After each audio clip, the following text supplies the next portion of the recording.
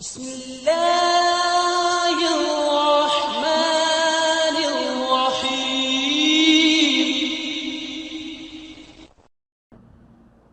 نحمده ونصلي على رسوله الكريم اما بعد قال الله تعالى يا ايها الذين آمنوا اتقوا الله وكونوا مع الصادقين۔ اللہ رب العالمین ارشاد فرماتے ہیں، اے ایمان والو اللہ سے ڈر جاؤ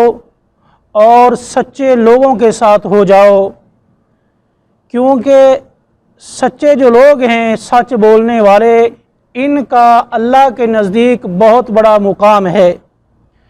مختلف احادیث میں سچ کے بارے میں نبی علیہ الصلاۃ والسلام نے تلقین کی، اور قرآن مجید میں کئی ایک مقام پہ اللہ رب العالمین ارشاد فرماتے ہیں،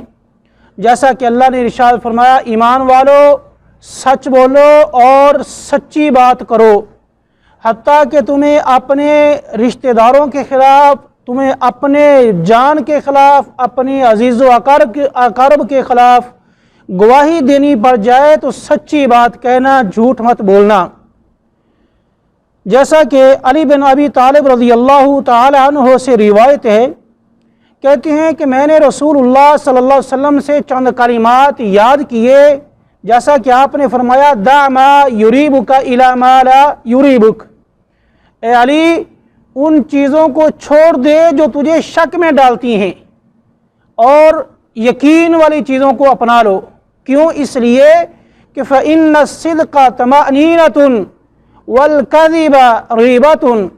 کیونکہ جو سچ ہے وہ اطمینان والی چیز ہے، سچ کے اندر اطمینان ہوتا ہے، اور جھوٹ اس میں ہمیشہ شک ہی ہوتا ہے۔ تو میرے بھائی، آج ہمارا معاشرہ جو ہے اس وقت ہر ایک چیز کے اندر جھوٹ بولے گا، تجارت کا معاملہ ہو، لین دین کا معاملہ ہو، خرید و فروخت کا معاملہ ہو، دنیاوی معاملہ ہو، حتیٰ کہ دین کا معاملہ بھی، کہ دین کے معاملے میں بھی لوگ جو ہیں وہ جھوٹ سے کام لے رہے ہیں، لوگوں کو صحیح بات نہیں بتلاتے، اللہ اور اللہ کے رسول کی دی ہوئی تعلیم لوگوں کو نہیں دے رہے، بلکہ جھوٹ سے کام لیتے ہیں۔ تو میرے بھائی، یہ جھوٹ جو ہے ایک بہت بڑی لعنت ہے، جیسا کہ بخاری مسلم کی روایت ہے، رسول اللہ صلی اللہ علیہ وسلم نے ارشاد فرمایا، عبداللہ ابن مسعود رضی اللہ تعالیٰ عنہ بیان فرماتے ہیں، آپ نے فرمایا، ان الصدق یہدی الی البر، سچائی جو ہے یہ انسان کو نیکی کی طرف لے کے جاتی ہے، اور نیکی انسان کو جنت کی طرف لے جاتی ہے۔ انسان ہمیشہ سچ بولتا رہتا ہے اور سچی بات ہی تلاش کرتا ہے کہ میں جب بولوں تو سچ ہی بولوں، سچ کے علاوہ دوسری بات نہ کروں۔ تو ایسے انسان کا مقام یہ ہے کہ اللہ کے نزدیک ایسے انسان کو صدیقین میں لکھ دیا جاتا ہے، جو سچے لوگ ہیں ان میں۔ اور اس کے برعکس وہ انسان جو جھوٹ بولتا ہے اور اپنے کاروبار میں، لین دین میں، ہر معاملے میں جھوٹ بولتا ہے، تو جھوٹ کا نقصان یہ ہے کہ انسان کو جھوٹ گناہ کی طرف لے جائے گا۔ جب انسان گناہ کرے گا، گناہ پہ گناہ کرتا جائے گا، تو اس کا نتیجہ یہ ہے کہ گناہ انسان کو جہنم کی آگ کی طرف دھکیل دے گا۔ انسان کی کوشش یہی ہوتی ہے، میں جھوٹ کیسے بولوں، میں لوگوں کے ہاں کیسے بڑا انسان بن جاؤں،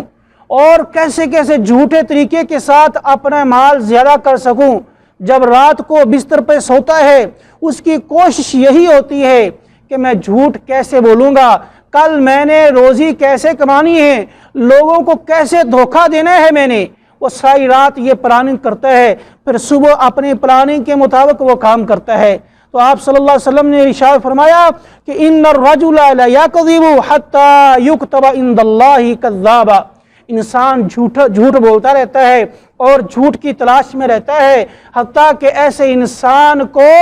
اللہ کے پاس جھوٹا لکھ دیا جاتا ہے، کذاب، یعنی بہت بڑا جھوٹ بولنے والا۔ اور میرے بھائی، جس انسان کو اللہ کے پاس یہ کہہ دیا جائے، فرشتوں کے پاس یہ کہہ کے مخاطب کیا جائے کہ یہ تو کذاب ہے، یہ جھوٹا انسان ہے، اس کی بات پہ کوئی بھروسہ نہیں ہے، یہ تو ہر وقت جھوٹ بولتا ہے، تو پھر بتلاؤ اس انسان کی کامیابی کیسے ہے، وہ انسان کیسے کامیاب ہو سکتا ہے؟ ابو سفیان سے روایت ہے، ایک لمبی حدیث ہے کہ جب یہ ہریکل کے پاس گئے اس وقت ہریکل نے ان سے چند سوالات کیے نبی علیہ الصلوۃ والسلام کے بارے میں۔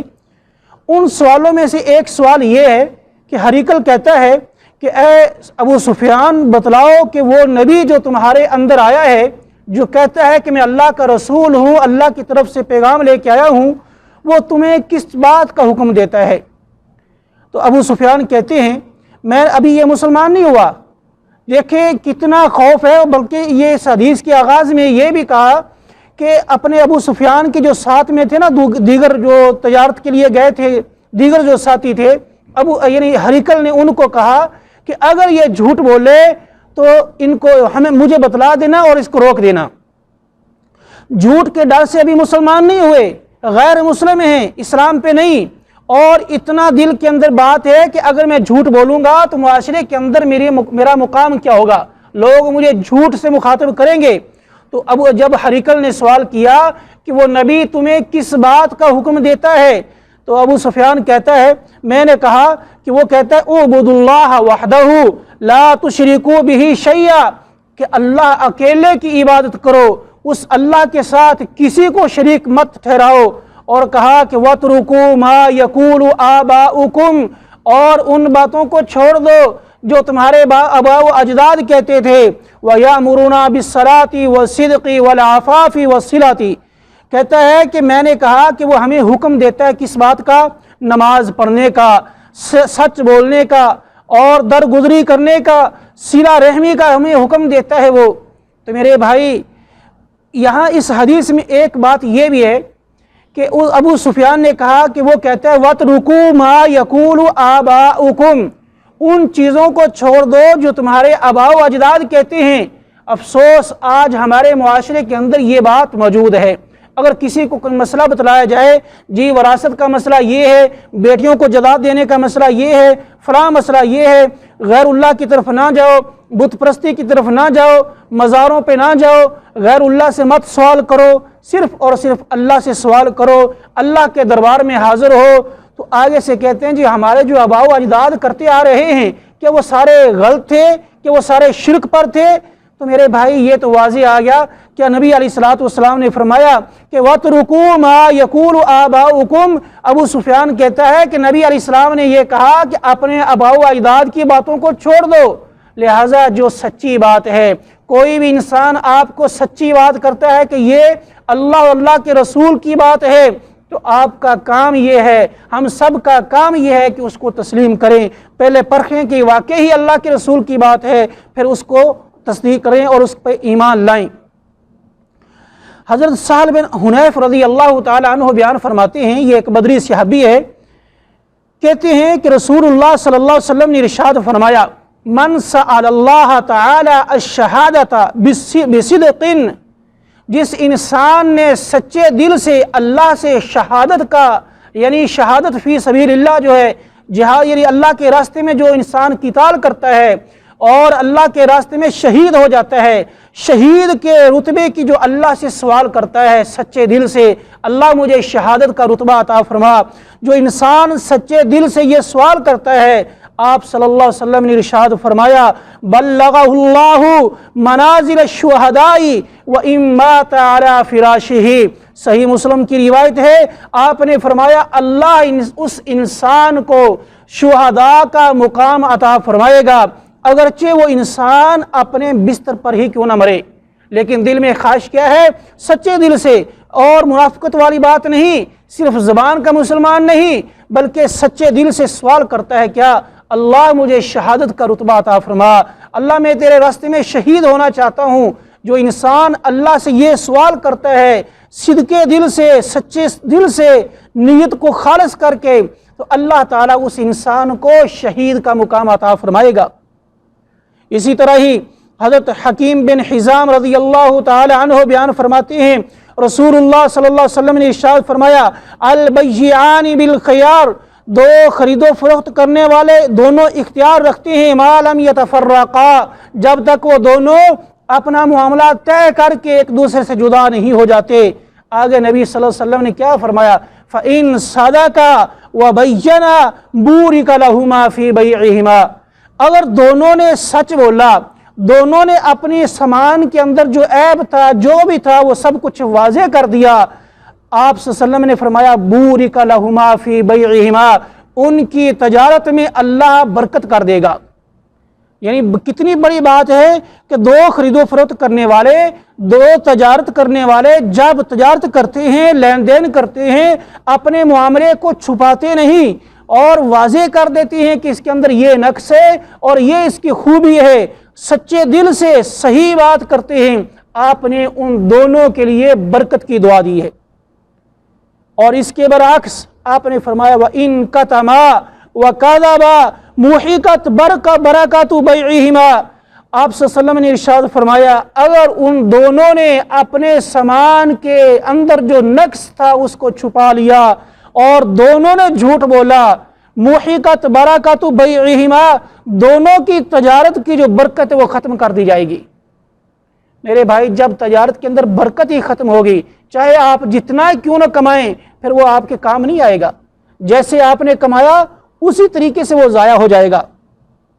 افسوس، آج جیسا کہ میں نے شروع میں بتلایا، آج ہمارے معاشرے کی یہی حالت ہے۔